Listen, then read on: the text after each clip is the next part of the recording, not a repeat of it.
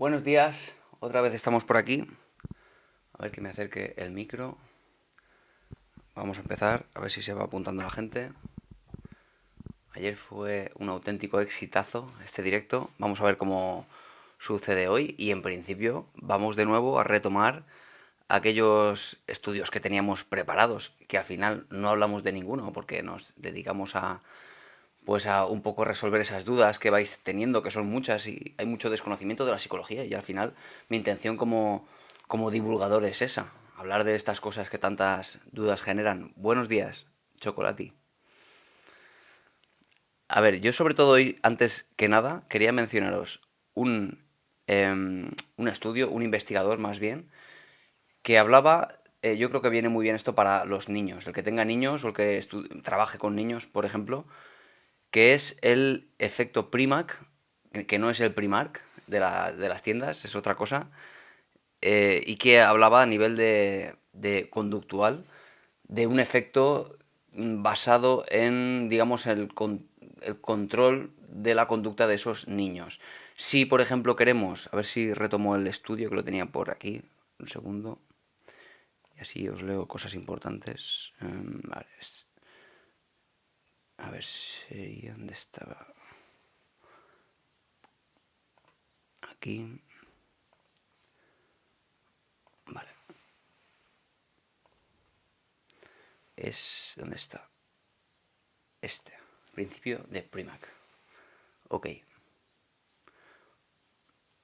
Vale, ¿qué papel juega este estudio en el conductismo, que es un poco de lo que empezamos a hablar el otro día? ¿Vale? Y si, por ejemplo, queremos que un niño pues se coma la comida que tiene que comer, la comida saludable, digamos, y no quiere comer. Bueno, pues el efecto Primac este nos sirve para, bueno, ejercer esa presión que necesitamos extra para que el niño pues se coma esa comida.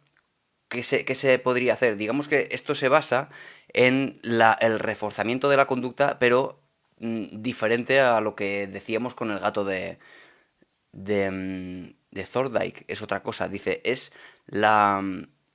a ver cómo lo describe aquí. Habla de... Fijaos cómo lo describe.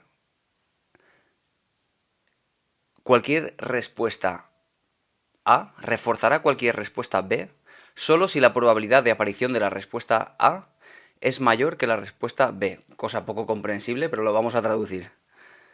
Quiere decir que se puede reforzar una conducta mmm, con algo que le apetezca menos, reforzándola con una conducta que le apetezca más. Hola Alejandra, buenos días.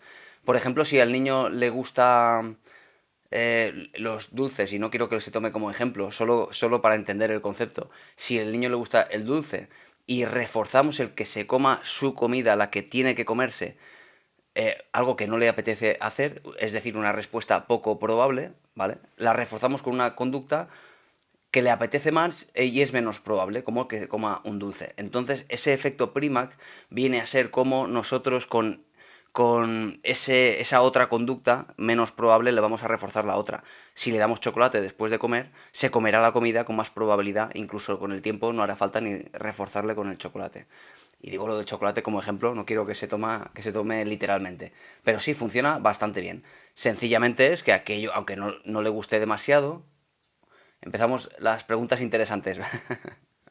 Bueno, solo quería explicar antes de nada ese efecto porque nos quedó por ver de los conductistas unas cuantas cosas y ya iremos avanzando. La psicología, ¿cómo explicaría que la gente se crea tanta mentira de la izquierda? De nuevo, empezamos con preguntas intensas y interesantes. Mira, eh, respecto a la política, concretamente a la ideología. Sea cual sea la ideología, lo cierto es que tú al final la verdad absoluta no la sabes de nada, siempre vas a ser víctima de toda la manipulación de la información que no está a tu alcance, desde luego, viene por parte de otros, no sabemos qué es verdad, qué es mentira. Yo no sé qué es verdad y qué es mentira. No lo sé, ni lo puedo saber, ni lo puedes saber tú, ni ninguno de nosotros. Probablemente ni siquiera los que mandan lo puedan saber todo porque tienen un acceso a la información de nuevo limitado. Ahora bien, lo que sí sé, y lo sé seguro, es qué consecuencias psicológicas, qué respuestas mentales vas a recibir tú si crees una cosa o si crees otra. Es decir, si tú crees fehacientemente que te están engañando, bueno, pues vas a tener con eso algún tipo de respuesta psicológica. Vas a empezar a sentirte manipulado, vas a empezar a sentir tristeza, rabia, melancolía, vas a sentir eso que decíamos el otro día de, bueno, pues esos síntomas depresivos de desesperanza, de que vives en un mundo que no puedes cambiar, que no puedes hacer nada para alterar alguna de esas manipulaciones. Si crees todo eso, tienes un problema, porque vas a sentirte muy mal. Si crees, por ejemplo, que el mundo, bueno, pues es diferente, que el mundo, vale, que manipulan, pero al fin y al cabo, pues todo funciona, pues entonces te sentirás también, de nuevo, diferente. Yo no sé la verdad, nadie la sabe. Y como digo, ni siquiera los que mandan saben la verdad absoluta porque no tienen acceso a toda la información. A ver, la manipulación de tipo Darbo, no entiendo, ¿qué significa tipo Darbo? Explícame qué significa tipo Darbo, Karen. Existen los milagros. Vale, si existen los milagros, de nuevo son preguntas que de verdad me parecen súper interesantes. Lo que sí existe claramente es que ocurre algo, lo que sea, ¿vale? Ocurre, por ejemplo, una sanación espontánea, que ocurren, son así.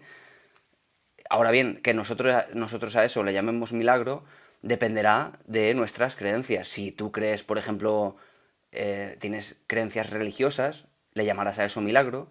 Si no lo llamarás, pues un caso clínico, digamos, desconocido, le llamarás de diferentes maneras. Si existen o no los milagros, vamos a tener que partir de la base de cuáles son tus creencias, porque si no, no le llamarás jamás milagro, suceda lo que suceda. Puedes llamarle suerte, puedes llamarle casualidad muchas veces, que por cierto las casualidades no hay que descartarlas nunca porque suceden. Digamos, en la realidad se sucede una y otra vez y a veces suceden casualidades y no hay que descartarlas a la hora de explicar cosas. A ver si me explica qué era eso de tipo Darbo. ¿Qué hacer cuando tu pareja te da a elegir a irte con él o quedarte en tu casa?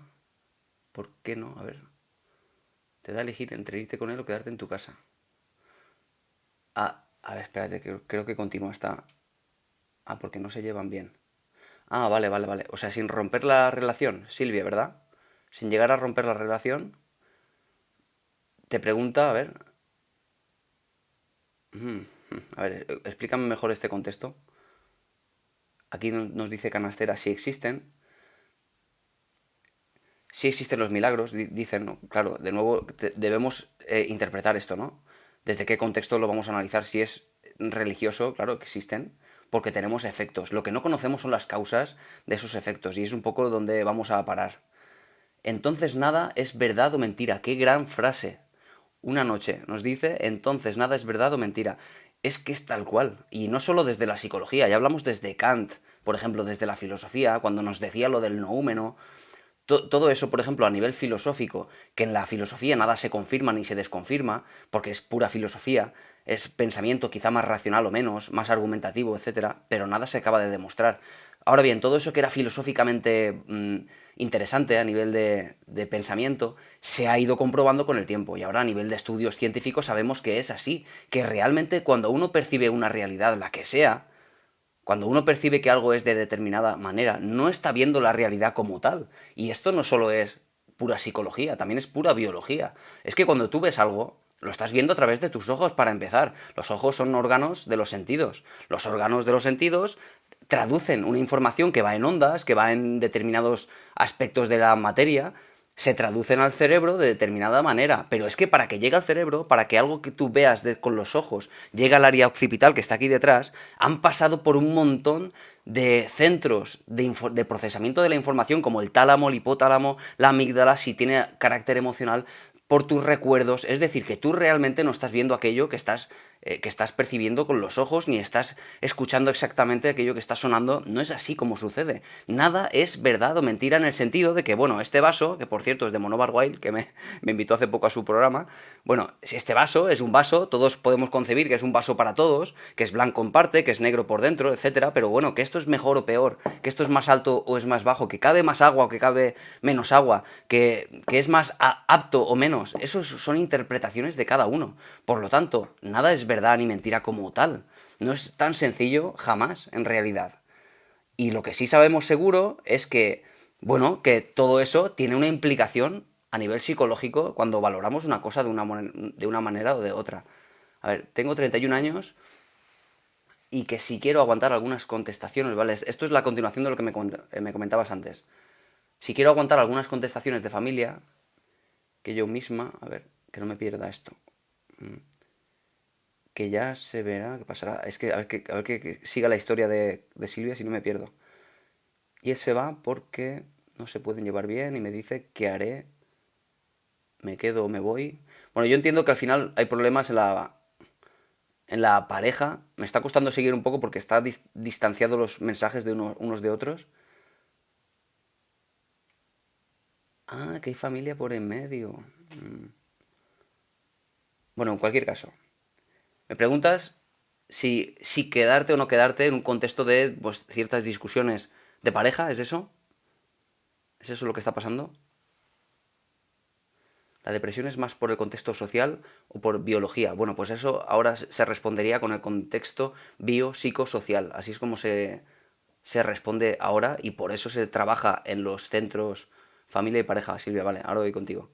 Por eso ahora en cualquier contexto público, por ejemplo, se trabaja en entornos multidisciplinares. Se trabaja con el psiquiatra, se trabaja con el psicólogo, con el trabajador social incluso, el terapeuta ocupacional, todos sumando con tal de mejorar esos síntomas. Es decir, no es solo ni psicológico, ni biológico, sencillamente se conciben todos los factores, porque es así como sucede la depresión, por multitud de factores, nunca por una causa. Pero con nada, con nada, con ningún trastorno ni mental ni físico. Nada provoca nada como tal, no es tan sencillo jamás. A ver, entonces, ¿cuál va primero? ¿Cuál va primero? No va ninguno primero. Pero, a ver, no va ninguno primero, Karen, porque podemos concebir que a nivel biológico hay determinados elementos predisponentes genéticos, que tú ya naces con esos. Van primero, no tienen por qué ir primero tampoco, porque quizás jamás desarrolles depresión, por ejemplo. No tienes por qué, porque quizá no llegue el contexto adecuado para que eso se manifieste. Por lo tanto, no va ni antes ni después. Solo están todos ahí en un caldo de cultivo que luego por determinadas razones se disparan. Hay un disparador que lo inicia. Buenos días.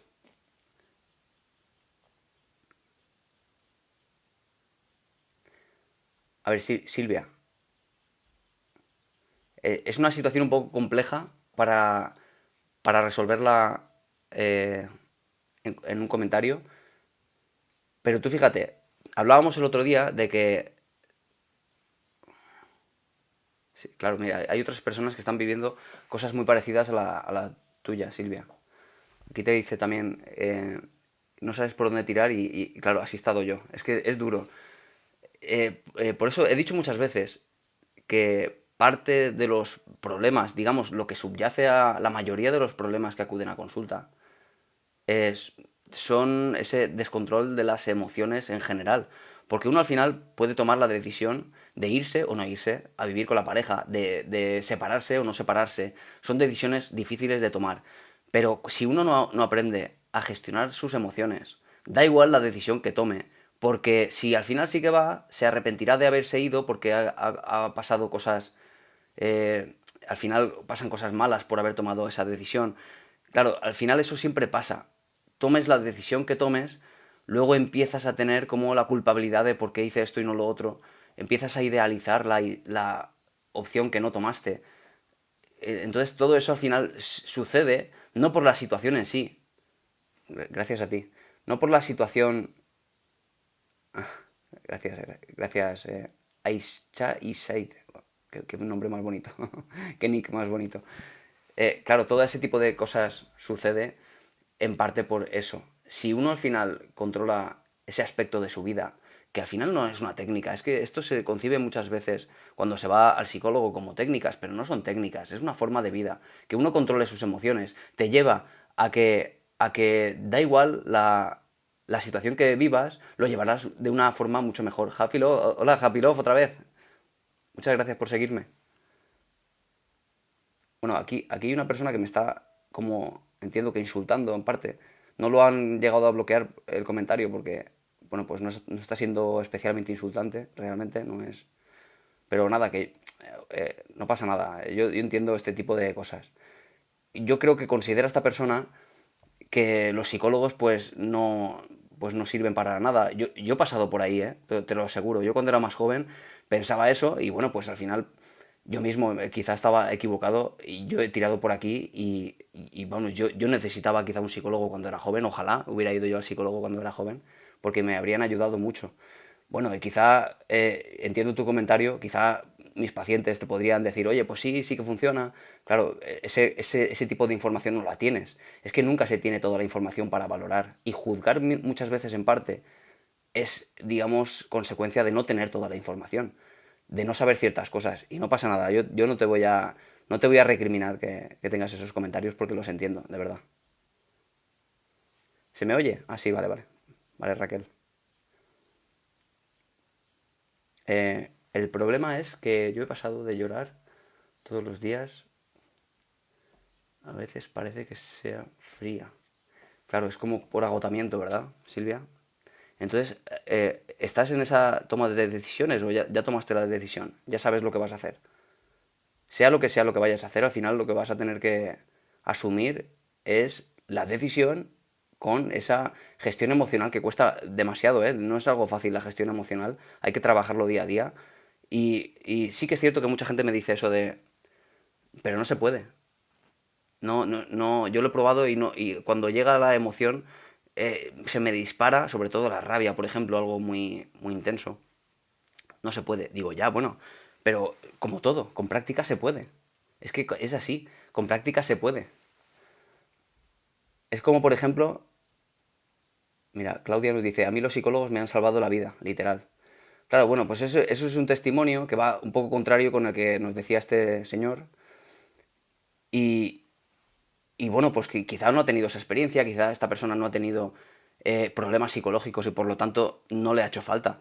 Pero bueno, esto todo es comprensible. Yo entiendo también ese tipo de perspectivas, porque yo también he pasado por ahí, como digo, yo he pensado sobre todo por motivos personales, porque otra persona que ha ido al psicólogo que tenía conflicto conmigo, concretamente mi padre, bueno, pues yo hablo de cuando era joven, ¿eh? Pues como que yo me sentía atacado porque el psicólogo estaba de su parte, en fin, con problemas de ese estilo, que al final me hace ser a mí la víctima, ¿no? Y yo era el que criticaba al psicólogo como el mal profesional por eso. Bueno, pues eso ocurre, por eso entiendo a este señor que nos dice esto, porque si no tienes toda la información o ni siquiera una parte, pues te pasa eso, es así. Te pasa que juzgas sin saber muy bien a qué estás haciendo alusión realmente. Y bueno, sí, la psicología funciona, es una ciencia, sí tengo título, creo que decía por ahí, soy graduado en psicología, pero más allá de eso, la psicología es una ciencia y funciona muy bien. A ver, mi testimonio es un poco especial. Un psiquiatra me medicó sin consultar previamente. Anda, sin consultar previamente, ¿cómo es eso? Eso, claro, fíjate, yo recuerdo un psiquiatra, no de ahora, clásico, ¿vale? De la época de los años 20. Recuerdo que hablaba precisamente de que la psiquiatría era un antipsiquiatra, es así como se llamaba ese movimiento, y hablaba precisamente en una época en la que todavía se daba antipsicóticos en contra de la voluntad de los pacientes. Hablaba precisamente de que los antipsicóticos, los medicamentos psiquiátricos, los ansiolíticos, los antidepresivos, etcétera, deben siempre ser administrados bajo la voluntad de la persona que se los quiere tomar, porque la persona quiere estar mejor, pero nunca contra la voluntad de los pacientes. Y es así como se administraba antes cuando uno tenía pues un trastorno grave. Muchas veces no por ayudarle a él, sino para que no molestase a los demás. Es un poco el movimiento este se llamaba Thomas Sachs, es el movimiento de Foucault a nivel filosófico. Son temas que nos hacen reflexionar sobre los medicamentos. Claro, que nos diga, por ejemplo, Yuhandiz, nos dice que un psiquiatra sin consultar previamente supongo que le recetó. No sé si te los tomaste, imagino que no, si no los pediste, pero sí que tienen cierta ligereza ya no siquiera los psiquiatras, sino los médicos de cabecera en administrar medicamentos, bueno, que no son de su rama, no son de la medicina general, son de psiquiatría que requerirían un seguimiento por parte del psiquiatra y que no están tomando. Se entiende que los ansiolíticos o que los antidepresivos, los inhibidores de la recaptación de serotonina, quizá tengan menos necesidad de seguimiento, pero aún así lo tienen necesidad de seguimiento. Debería de tener seguimiento. Porque porque si no tiene, claro, tener en cuenta que todos los fármacos, tanto psiquiátricos como otros, tienen efectos secundarios y eso lo tiene que ir regulando si aparecen, pues el psiquiatra regulando la dosis, regulando la marca, quizá a veces el principio activo es diferente unos de otros, para que no tengan esos efectos secundarios, claro, eso lo debería de regular. Sin embargo, si te los da el propio médico, muchas veces no se hace ese seguimiento. Me hicieron el ingreso al hospital por testimonio de otra persona. Vale. Es decir, un ingreso porque tuviste, imagino, una especie de brote por algún motivo, o puede pasar, ¿eh? El otro día hablábamos de esto. Si tú tienes un brote grave, un brote me refiero a un brote psicótico, no un ataque de ansiedad como tal.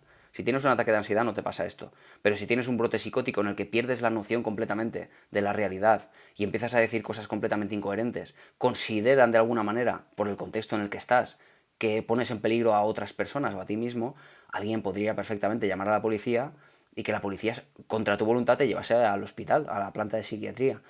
Eso en España es posible. No te van a meter en un manicomio, pero sí es posible. Tienen el juez de instrucción, te puede meter puede firmar hasta 15 días para que estés ahí metido y ya está. Solo 15 días, ¿eh? Nunca jamás, nada más. Y en ese caso, en ese periodo, con tal de ponerte estable, de estabilizarte, sí puede medicarte contra tu voluntad mediante intravenoso.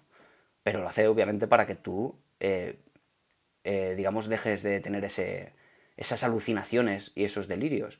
Porque como sabemos que las alucinaciones y los delirios tienen un correlato fisiológico bastante claro, es un exceso de dopamina en un área muy concreta del cerebro, ¿vale? Que es la vía mesolímbica de la rama dopaminérgica, ¿vale? De todas esas ramas dopaminérgicas, que son muchas, son por lo menos 5 si no recuerdo mal. Una de ellas es la mesolímbica, que es donde cuando hay un pico muy grande se produce una alucinación. Si te meten un antipsicótico, se reduce la dopamina en esa área y dejas de tener alucinaciones. Por lo tanto, contra tu voluntad es en ese sentido. Que sea eso moral o no es otra cosa. Pindu, puedes preguntarme lo que tú quieras. Claro que sí. A ver. Como entré sedada, simplemente me suministraron el medicamento. Claro, pues eso es lo que estaba diciendo Yuhandiz. A ver, los TOC los trata la psicóloga o la psiquiatra. Mercedes, como decía antes, se trabaja multidisciplinar, porque dependerá también de la gravedad. Yo no estoy en contra en absoluto de los fármacos, pero sí que es cierto que muchos de los trastornos, cuando no son demasiado graves, no haría ni siquiera falta tomar fármacos. Entonces, en principio, un TOC tiene mucho que ver con la ansiedad, con la angustia. Antes, en el DSM-4, en el manual de los criterios diagnósticos, estaba dentro recogido de los problemas de ansiedad, ahora ya no, lo han sacado de ahí, de la ansiedad, pero sigue siendo un problema de que bueno, un pensamiento concreto, intrusivo, que tú no quieres, te lleva a tener esa angustia para realizar aquella conducta que tú crees que te va a calmar y de hecho te calma. Porque, pues, por ejemplo, pues el miedo a contaminarte de una enfermedad y lavarte las manos. Claro, eso, ¿hay una pastilla que mejora esa relación? Sí, se sabe que, por ejemplo, los inhibidores de la recaptación de serotonina funcionan para el TOC también. Mejoran, pero te quita el problema. No, porque los problemas son conductuales. Tiene que ver con tu conducta y tiene que ver con tus pensamientos irracionales relacionados con la conducta esta, ¿no? Entonces, los fármacos ayudan. Y siempre se va a trabajar o se va a intentar, dependiendo de la gravedad, de aunar fuerzas. Tanto el psiquiatra como el psicólogo van a trabajar los dos en conjunto. A ver, tienes que encontrar en ti el equilibrio para poder tomar decisiones. Muy buena frase, Elizabeth. A mi médico de cabecera me recetó pastillas trastorno de depresión.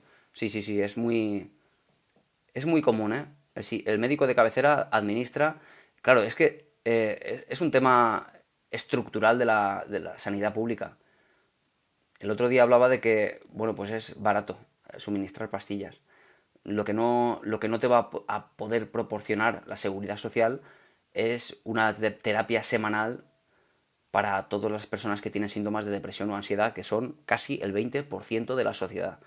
Entonces es la solución, no la mejor, pero la solución que han podido, digamos, incorporar. El administrar pastillas ni siquiera pasando por el psiquiatra, solo por el médico de cabecera.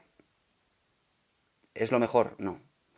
Es lo que han podido hacer, se supone. No lo sé a qué nivel, ni qué se podría hacer, si se puede optimizar, no sé qué recursos realmente se están destinando a eso. No lo sé, no sé, no tengo datos suficientes para poder valorarlo realmente. Sí que sé que, por ejemplo, a nivel de medicina, de psicología interna, los PIR están aumentando la cantidad de plazas, con lo cual se está intentando meter más psicología dentro de la sanidad pública, pero no sé si es suficiente. Eso fue lo que me pasó. Los efectos secundarios fueron fatales. Claro. Los efectos secundarios de ciertos fármacos son brutales, ¿eh? Los de los antipsicóticos, por ejemplo, eran brutales hasta cierto punto. Es muy, a veces, difícil de asumir ciertas cosas. Los antipsicóticos, cuando tienes un brote psicótico, son efectivos para quitarte las alucinaciones, sobre todo. Los delirios no tanto, pero también.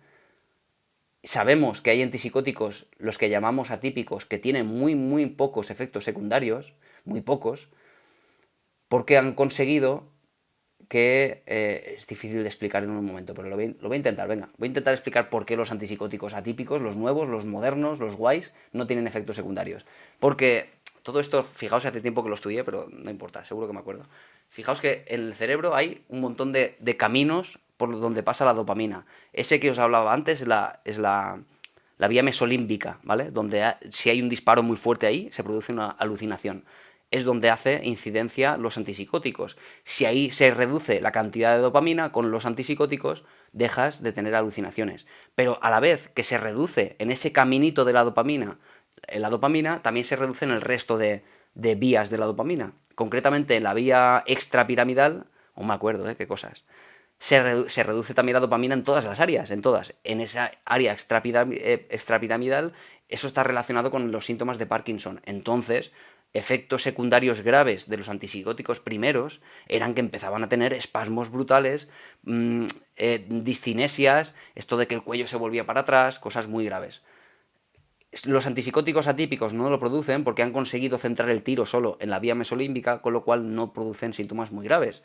Pero resulta que si tú tienes un problema muy grave, muchas veces te acaban dando el que tiene efectos secundarios porque es más rápido, porque es más efectivo al corto plazo. Con lo cual esto se genera en un debate, genera un debate a veces moral incluso, que a mí me da un poco de cosa. A ver, tenemos muchos mensajes, voy a intentar como siempre contestar todo lo que pueda. Me tomo una pastilla que me calme cuando tengo las pulsaciones muy elevadas. Happy Love te refieres, imagino, a cualquier tipo de diazepam, etcétera, ¿no? Funciona porque son de corta duración, son de rápida absorción. Hay otros ansiolíticos de más lenta absorción, de mediana y de más lenta todavía, que dura días incluso.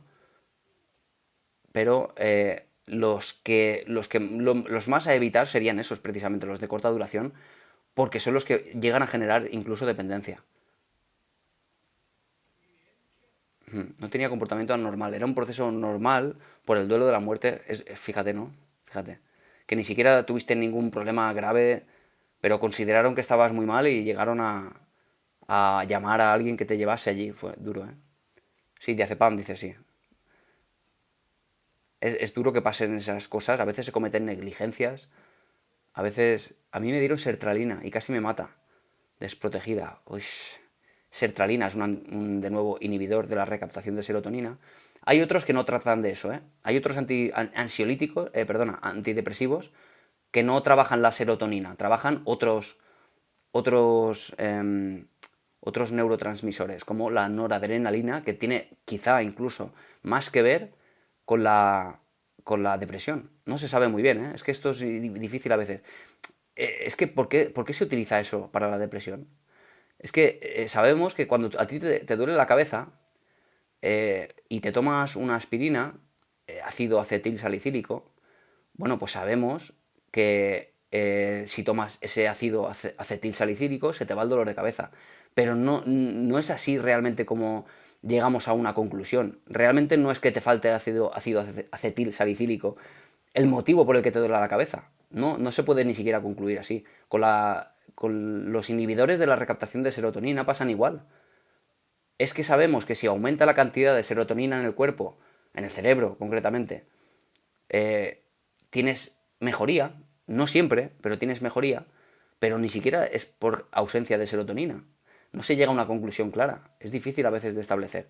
Entonces van buscando otras formas de fármacos, de mover esos neurotransmisores sin que tenga tantos efectos secundarios. Es que la serotonina es un neurotransmisor. El que no entienda mucho de esto, tened en cuenta que una neurona y otra se pasa información de dos formas posibles, eléctricamente con un calambre o con un neurotransmisor. Se lo pasa de uno a otro y entonces la otra neurona se activa y empieza a responder, ¿no?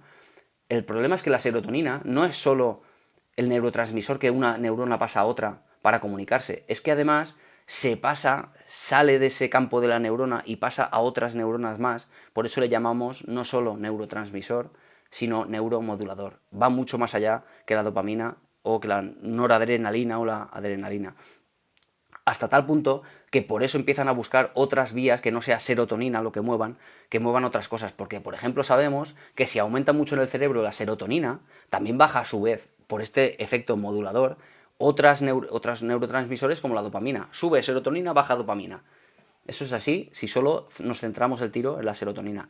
La dopamina está asociada al deseo sexual, al placer por cosas, ¿no? Claro, con lo cual estamos provocando en algunos casos, en algunas condiciones, una bajada de la libido por tomar antidepresivos. Entonces eso es un efecto secundario que debería el psiquiatra de regular. ¿Te pasa eso? No pasa nada. Tomamos otro fármaco, regulamos de otra forma y quitamos este síntoma secundario, que es como se suele trabajar también en psiquiatría, atendiendo a los efectos secundarios. Es difícil el trabajo del psiquiatra también. Por eso yo lo admiro mucho también. ¿Qué medicación puede tomar una persona con insuficiencia renal? Medicación para la ansiedad. No sabría decirte, ¿eh? Tendría que consultarlo con el médico porque teniendo en cuenta cuáles son los efectos secundarios de la ansiedad. Muchas gracias por esa rosa, Alejandra. Teniendo en cuenta muchas gracias. Teniendo en cuenta cuáles son las contraindicaciones para ciertos aspectos. Eso evidentemente, ¿no?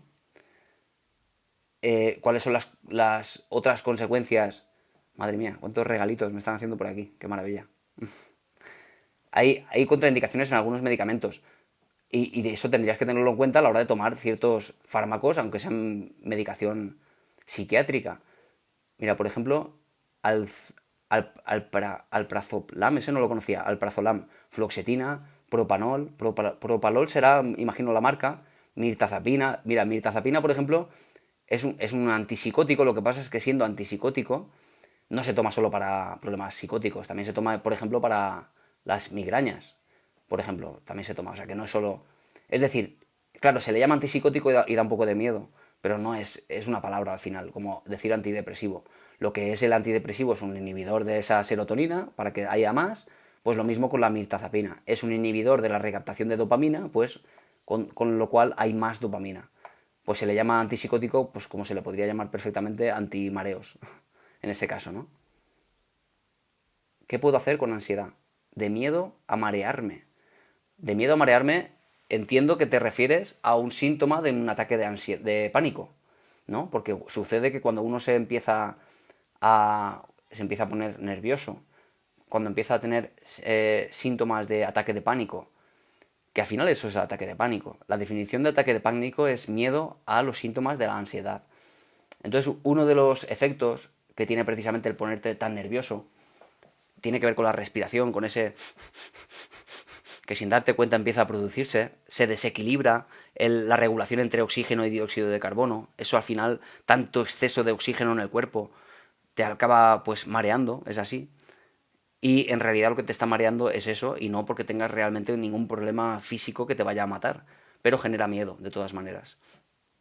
Tú fíjate, ¿qué te diría yo con eso? Mira, yo te aconsejo muy rápidamente, María Jiménez, te recomiendo rápidamente, si quieres quitarte ese miedo a marearte por la respiración, y supongo yo que será por la respiración, y no porque tienes un problema físico, médico, que te haga marearte, yo te recomiendo que te expongas a ello, que respires rápido unos segundos de forma frecuente con tal de que tu cuerpo se acostumbre a ese mareo que produce el exceso de oxígeno y no otra causa que no sea esa. Si es así, exponte a ello, hazlo como un ejercicio diario, porque la exposición es lo que más funciona para la ansiedad, ¿vale?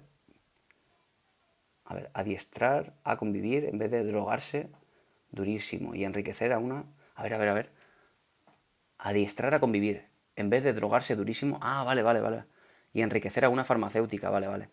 Claro, bueno, hay veces, hay veces que son necesarios los fármacos, ¿eh? Yo no administro fármacos, yo soy psicólogo, los psicólogos en España no recetamos fármacos, pero bueno, hay casos, ¿eh? La esquizofrenia, por ejemplo, no tiene cura, ¿vale? El trastorno bipolar no tiene cura, son trastornos que se consideran son trastorno grave y mejoran muchísimo su vida gracias a los fármacos estos, ¿eh? Ahora bien, cuando uno tiene ansiedad, tiene depresión ligera, ¿no? Esos son los primeros síntomas, empiezas. A veces no hace falta tomar pastillas. Entonces yo no estoy de acuerdo con tomar a la primera. El primer síntoma empezar a tomar pastillas. No estoy de acuerdo con eso. Pero esos casos en los que mejora, y ten en cuenta lo que hacían antes, es que decía antes, sin las pastillas y los antipsicóticos, a los esquizofrénicos se los metían en cárceles, en manicomios. Era la solución para ese problema. Gracias a los fármacos estos modernos, que como decía Thomas Sachs, este que mencionaba antes, del movimiento antipsiquiatra, debe ser decisión del paciente tomarlas por su mejoría y no contra su voluntad. Si es así, está muy bien en realidad. Que tú tengas la opción de tomar un fármaco y que se te vayan las alucinaciones y los delirios, es decir, los brotes psicóticos, es una maravilla, porque empiezas a vivir de verdad. Ahí sí empiezas a vivir. Entonces hay casos que sí es necesario tomar y que favorecen muchísimo la vida de las personas. El ADN y las enfermedades mentales se heredan de padres a hijos. Sí se heredan de padres a hijos. La TATAX 3. Sí se heredan, como decía en otro directo, se hereda la predisposición genética, no la enfermedad. Nunca vamos a llegar al punto en el que por el hecho de que tu padre tenga una enfermedad tan genéticamente transmisible, que lo que más es la esquizofrenia, otras que son menos transmisibles como la depresión también se heredan. Es decir, ¿qué es lo que se hereda? Pues vemos en los estudios digamos, incluso con gemelos, monocigóticos, vemos que al final lo que sí hay es una influencia genética, que padres que tienen trastornos afectivos, ya sea depresión, bipolar o manía, los hijos acaban teniendo más porcentaje de estos episodios. Eso ocurre, es así. Pero no es determinante, solo es una predisposición genética. Eso después llevará a tener después digamos, una aparición de los síntomas o no, dependiendo de cómo la persona también asuma la vida por sus propias herramientas, por ejemplo, la resiliencia, en fin, que no tenga estrés jamás, porque su vida sea plácida toda la vida, dependerá de muchos factores. Como pasa con el cáncer de mama, por ejemplo. Sabemos que hay una influencia genética, que los padres, las madres a las hijas lo acaban pasando, digamos, la probabilidad, la predisposición, pero nunca la enfermedad, claro. A ver, buenos días, estoy tomando venlafaxina más Premax. Palexia. El Premax no sé lo que es. La venlafaxina es un inhibidor de la serotonina. Y ese es para el dolor de rodillas, vale. Claro, es que no sé qué contraindicaciones tiene ese fármaco. Pero si a ti el médico te lo ha prescrito, es porque no son incompatibles. Al final la venlafaxina afecta a la serotonina, y ya está, a aquellos receptores donde la serotonina se junta, a esos botoncitos donde el neurotransmisor se une para activar la neurona. Se meten ahí, donde, digamos, recoge la basura, esos basureros de la serotonina, se meten ahí, lo bloquean y con lo cual hay más serotonina en el cerebro.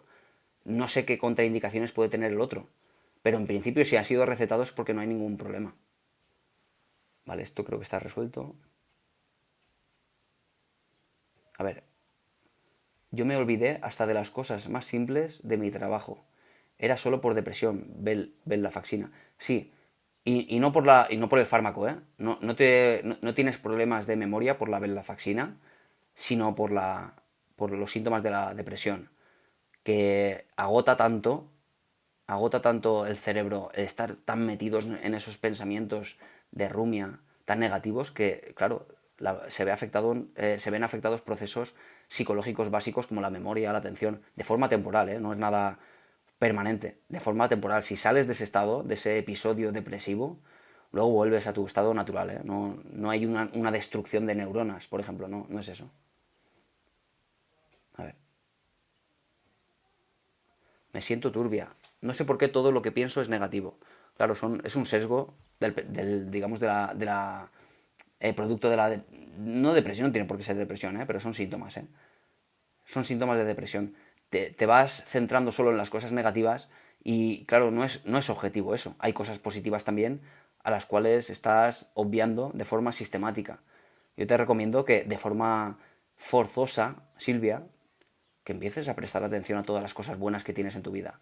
Que tienes tú en tu vida, personalmente, en tu personalidad incluso, que tienes en tu familia, que existen en el mundo, que antes nos hablaban de eso, de la política, de qué opino de la izquierda, cómo nos engañan, todo ese tipo de narrativas tan negativas de la vida, de que todos nos manipulan y nos engañan, que pasa cuando la izquierda gobierna a los que están a los que son de derechas y pasa cuando están los de derechas y piensan los de la izquierda que los manipulan, cuando estás metido en ese bucle tan negativo de que la vida es pura manipulación y que no puedo hacer nada para combatirlo, se pasa al final a esa desesperanza que es un poco lo que está detrás de lo que sientes. Desesperanza, de que estás en un mundo donde no puedes hacer mucho, todo es negativo y no hay nada más. Tienes que empezar a pensar de forma sistemática en esas cosas buenas de la vida que existen, ¿eh?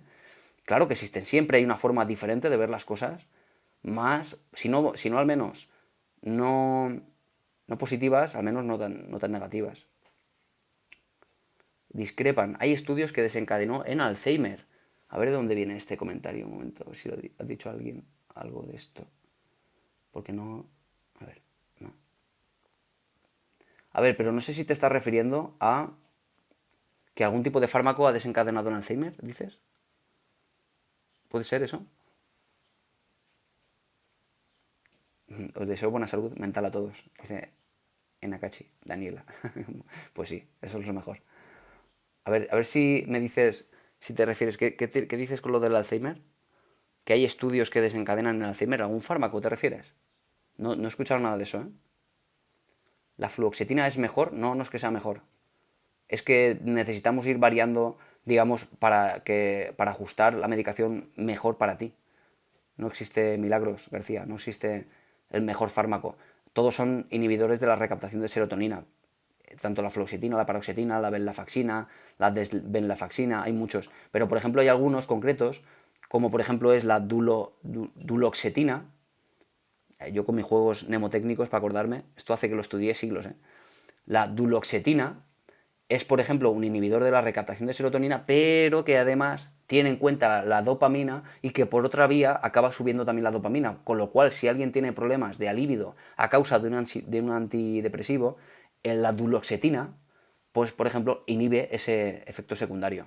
Por ejemplo,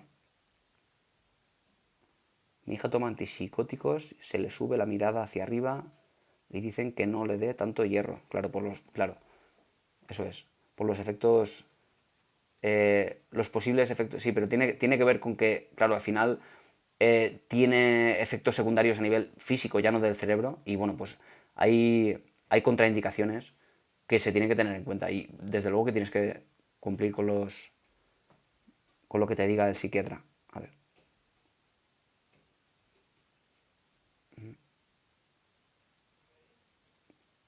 Claro, y si le das hierro, claro, empeora. ¿Qué me recomiendas para la ansiedad de miedo a marearme? Creo que esto lo he respondido antes. A ver si probablemente me haya subido para arriba. Vale. Creo que me ha subido para arriba. Voy a bajar para abajo. Madre mía, cuántos mensajes. 154 personas. La verdad que hay aquí un movimiento muy bueno, ¿eh? A ver, ¿puede hablar de la relación de la alexitimia y el sistema interoceptivo? Muchas gracias. La alexitimia es ese estado en el que no reconoces las emociones, si no me equivoco, ¿verdad? ¿Es eso? ¿Sí, el gallego?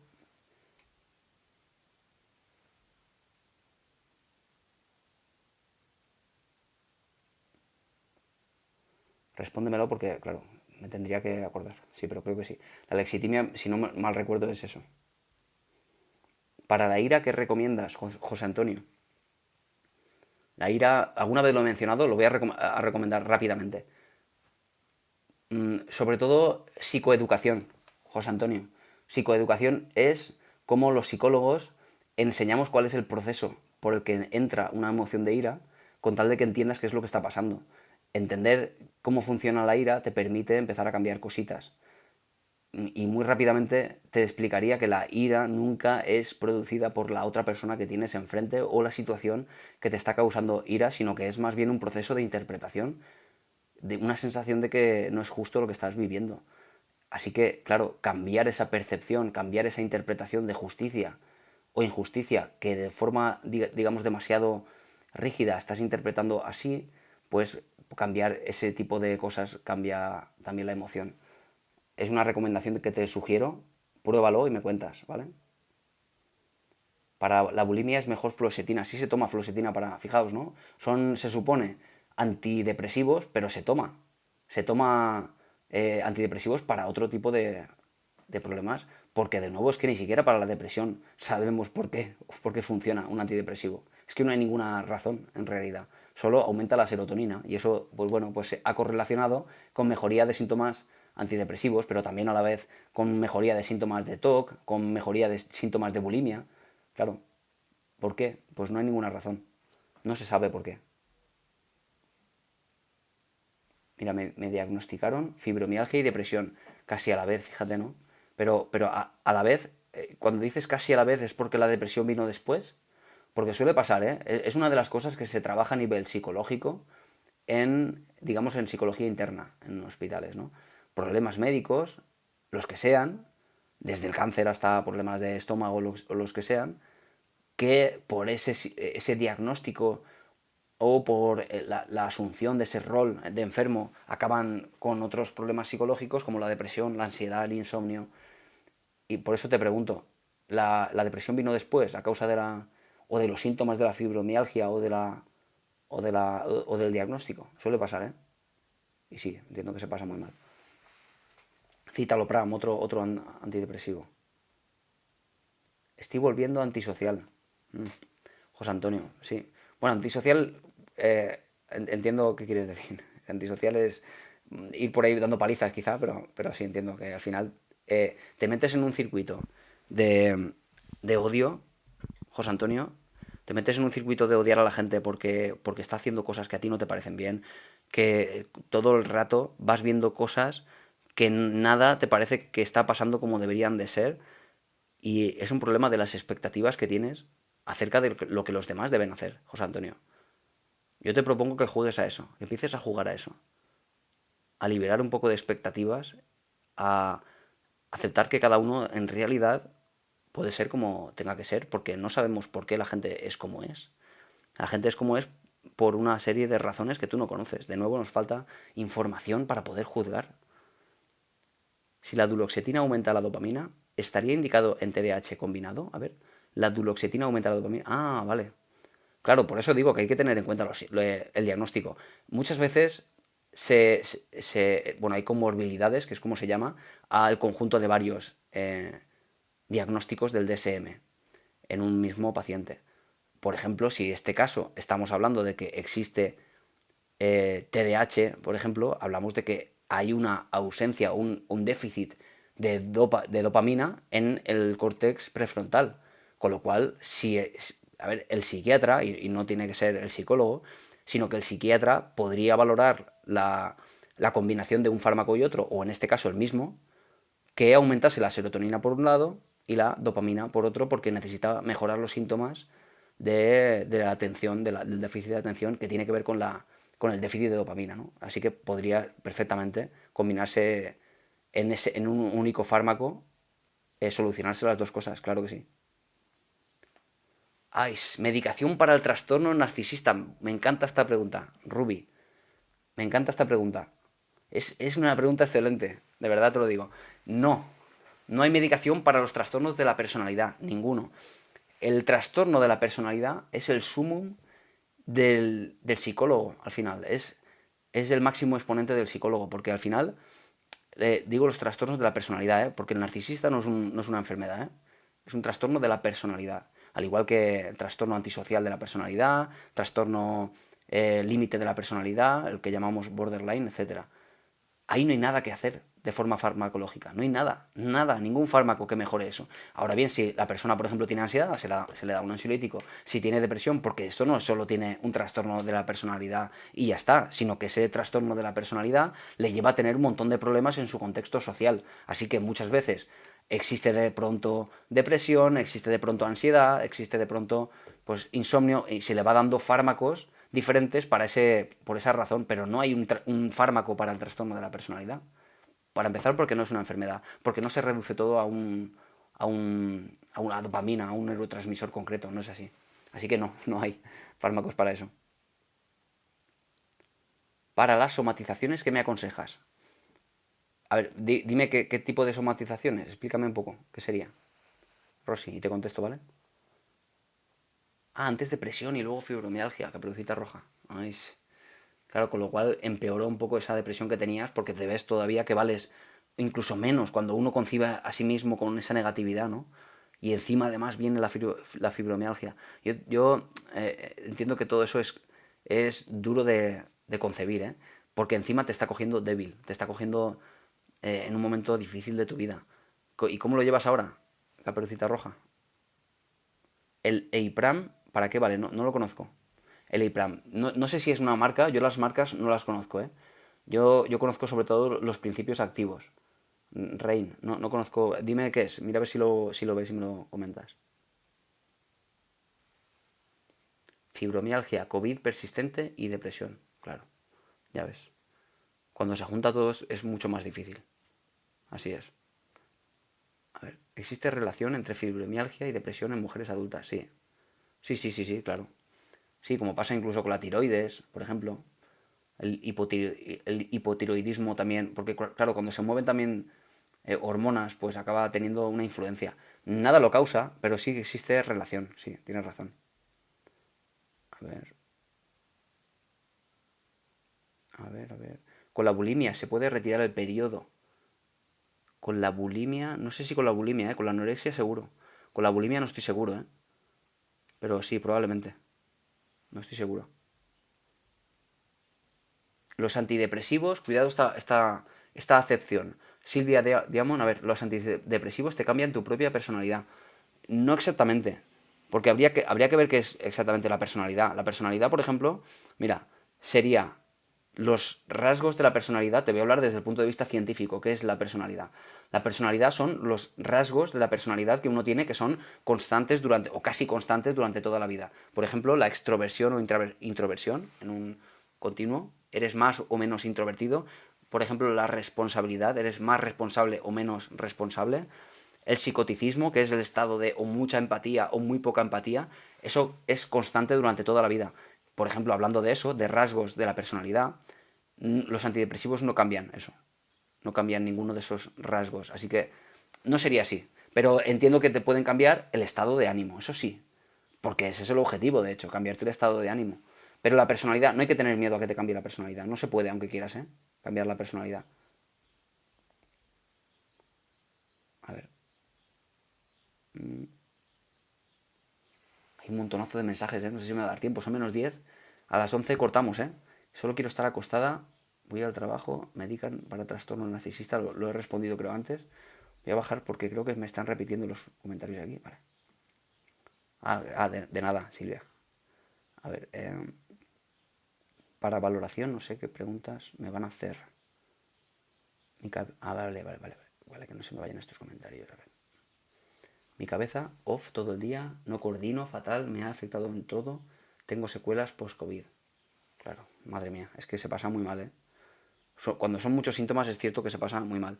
Y para eso es necesario no desatender tampoco los síntomas psicológicos.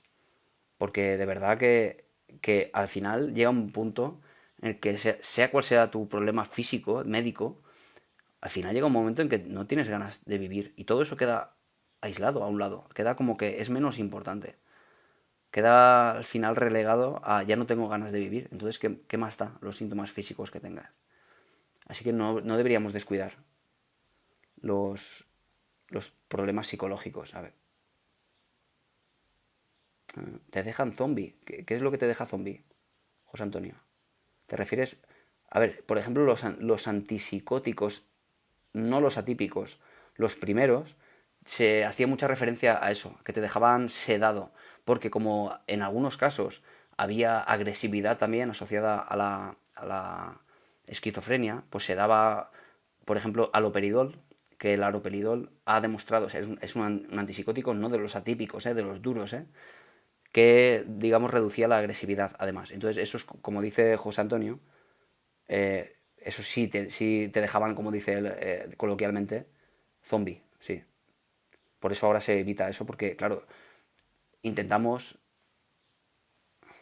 A ver, me están mandando WhatsApps a la vez. A la vez. La mirtazapina me ha hecho coger 30 kilos. Sí, así es. La mirtazapina, como decía, que es un antipsicótico, no necesariamente para problemas psicóticos, también, como decía, para temas mucho más pedestres, como los mareos, la migraña, tienden a engordar mucho porque lentece el metabolismo mucho. Lo suyo sería siempre un seguimiento a través de ejercicio, de dieta, etcétera, porque esos concretamente, los antipsicóticos, engordan mucho, mucho, mucho, mucho. Con lo cual, al final, las personas que empiezan a tomar, que se les intenta de mil maneras convencer de que son necesarios los fármacos, que los tiene que tomar, claro, convencerlos de eso cuando tiene tantos efectos secundarios tan duros a veces, pues terrores nocturnos, cosas bastante fuertes, es difícil convencerlos de que tienen que tomarlos, claro. ¿Cómo se podrían tratar los traumas que tenemos desde la infancia? Lourdes. Pues mira, el otro día me hablaban aquí de una técnica que es el EMDR, que bueno, pues trata un poco de eso. Al final los traumas, como se tratan, sobre todo, o lo que más funciona, lo que más ha demostrado los estudios de eficacia, es la terapia cognitivo-conductual, que de base, digamos, lo más importante de la terapia, el elemento más determinante, es la exposición. Claro, previamente, cuando se ha instruido una serie de técnicas para que seas capaz de controlar tu ansiedad, tu nerviosismo. Una vez entrenado eso, cuando ya sabes, tienes cierta capacidad de control, entonces se pasa a una fase de exposición a ese recuerdo de forma sistemática, de forma muy gradual, de la forma más segura posible, porque no estás en ese momento, solo lo estás recordando.